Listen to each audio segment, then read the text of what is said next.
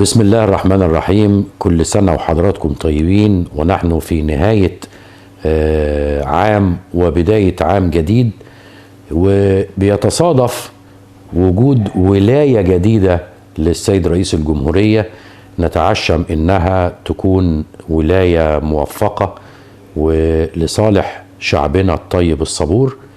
والحقيقة السنة اللي فاتت كانت فيها صعوبات كتير وكانت فيها مشاكل كتير، بنتعشم انه نتجاوز معظمها على الاقل في السنة الجديدة ان شاء الله. احنا في المؤسسة المصرية للثقافة والتنمية حاولنا نقدم ما نستطيعه خلال هذا العام. عملنا على رفع الوعي بقدر ما نستطيع، اهتمينا بالمبدعين والفنانين التشكيليين والإبداع في كل المجالات لرفع مستوى الوعي الثقافي عند المواطن المصري. والمؤسسة أعتقد مطلوب منها دور أكبر للسنة اللي جاية إن شاء الله.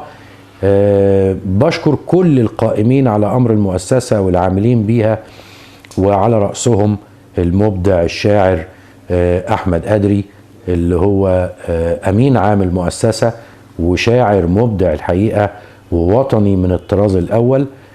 كل الرجال والسيدات الفضليات اللي بيشتغلوا من خلال المؤسسة أنا بتقدم ليهم بالشكر الجزيل، لأنهم قدموا في المؤسسة إنجاز.